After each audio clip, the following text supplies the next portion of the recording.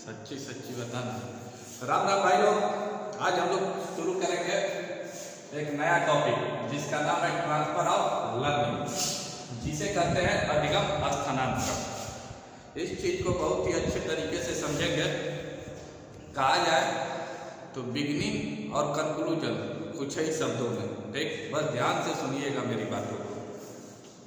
देखिए, transfer of learning की बात की जाए तो मैंने कहा इसे अधिगम स्थानांतरण हिंदी में कहते हैं। अब देखिए, अधिगम स्थानांतरण मीन्स क्या होता है? इसका मीन्स होता है कि सीखने में बदलाव या परिवर्तन। अधिगम मीन्स सीखना, स्थानांतरण मीन्स परिवर्तन। कहा जाए तो सीखने में बदलाव या परिवर्तन क्या कहलाएगा? अधिगम स्थानांतरण कहलाएगा। अगर सही अर्थ निकाला जाए कि अधिगम स्थानांतरण क्या होता है, तो अधिगम स्थानांतरण को हम ये कह सकते हैं कि एक परिस्थिति में सीखे हुए ज्ञान का किसी दूसरी परिस्थिति में उपयोग या यूज या प्रयोग, ये क्या कहलाता है? अधिगम स्थानांतरण कहलाता है। एक बार मेरी बात को और ध्यान से सुनिएगा।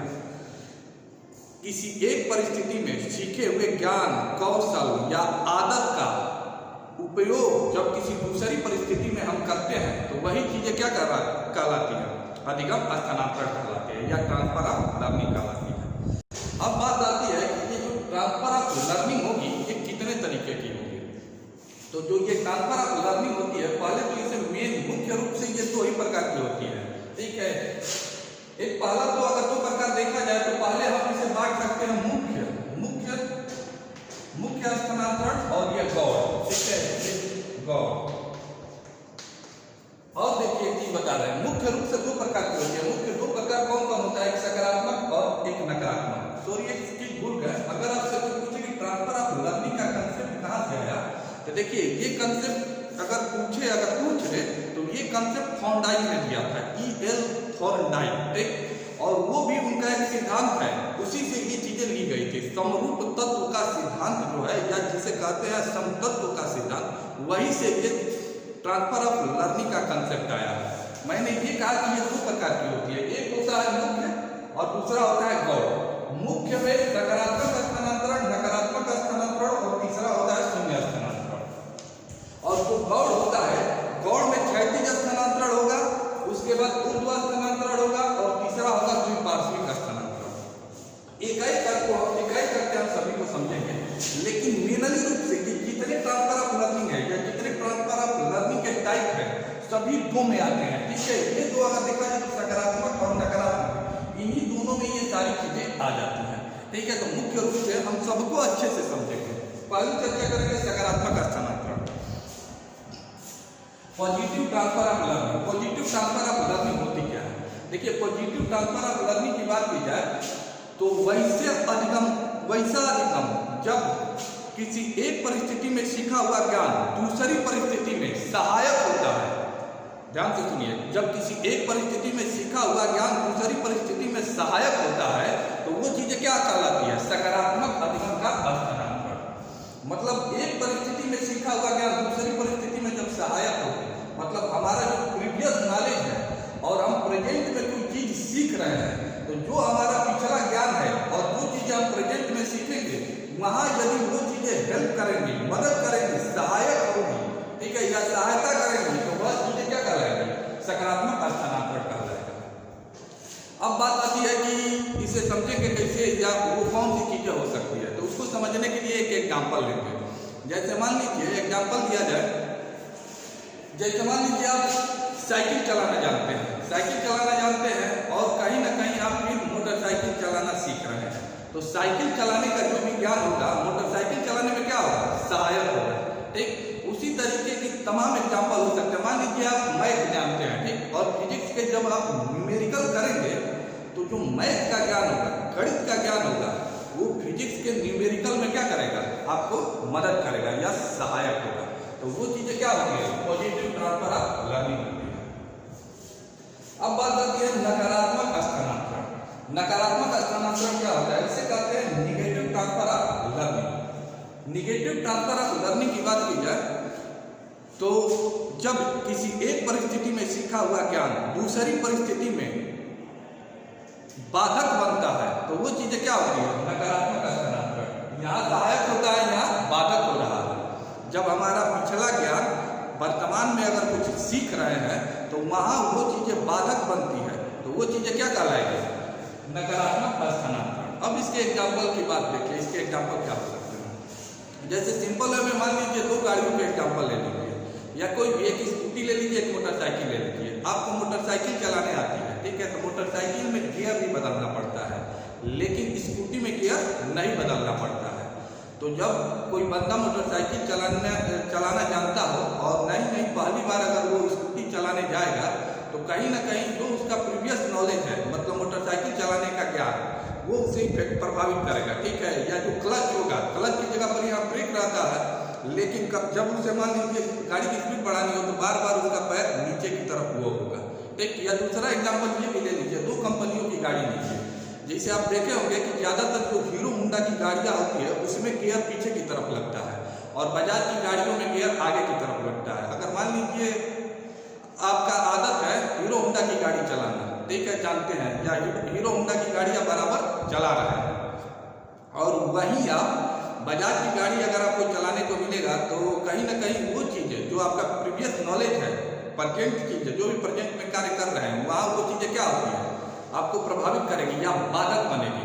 तो ये चीज़ें होती है निगेटिव ट्रांसफर ऑफ लर्निंग। अब बात आती है शून्य ट्रांसफर ऑफ लर्निंग। देखिए ये कोई प्रकार नहीं होता है, जीरो ट्रांसफर ऑफ लर्निंग कोई भी प्रकार नहीं होता है, लेकिन आमतौर पर इसे माना जाता है।